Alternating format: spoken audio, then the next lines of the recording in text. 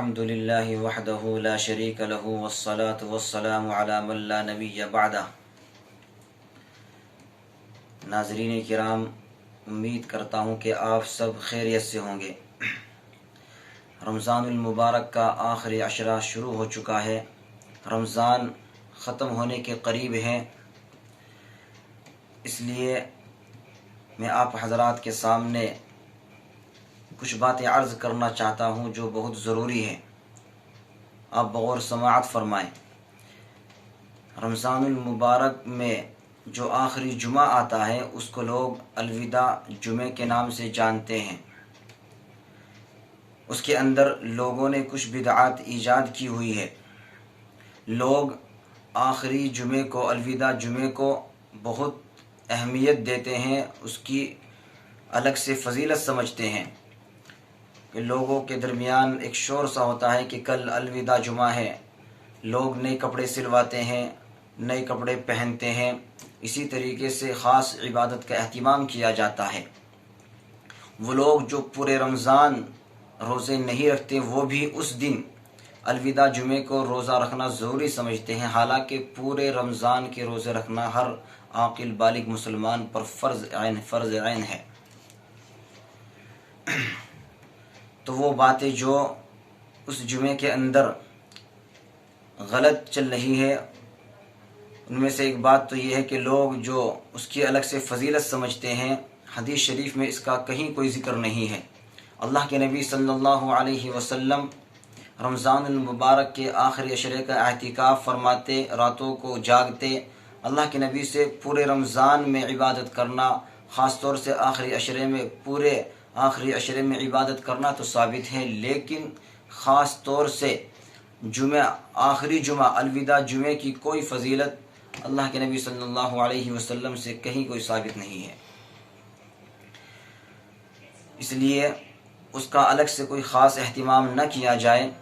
بلکہ جو عام جمعے ہوتے ہیں، رمضان کے جو جمعے گزرے ہیں، اسی طریقے سے اس جمعے کو سمجھا جائے۔ اس کے اندر ایک خرابی یہ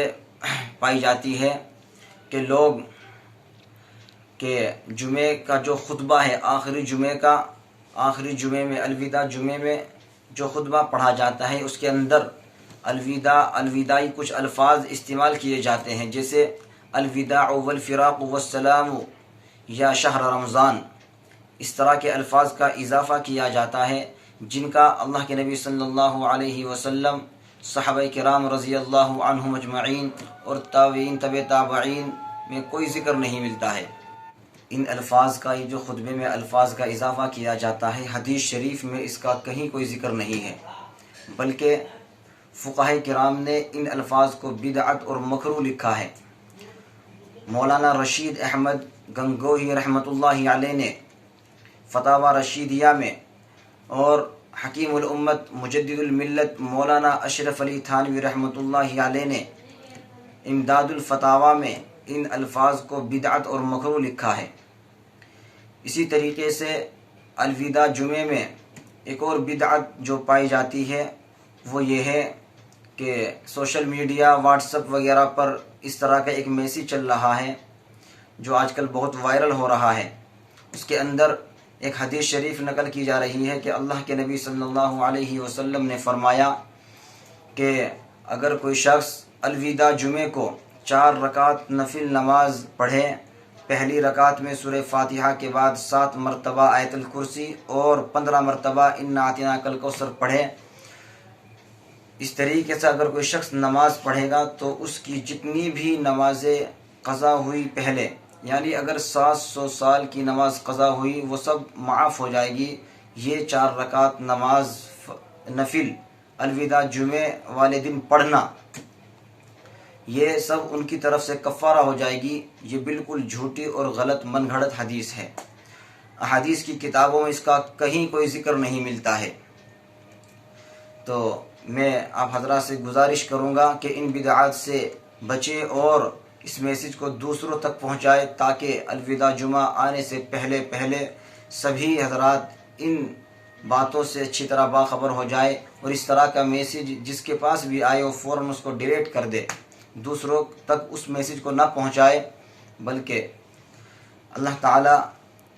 ہمیں صراط مستقیم پر چلائے اور اللہ کے نبی صلی اللہ علیہ وسلم کی سچی اتباع کرنے کی توفیق عطا فرمائے۔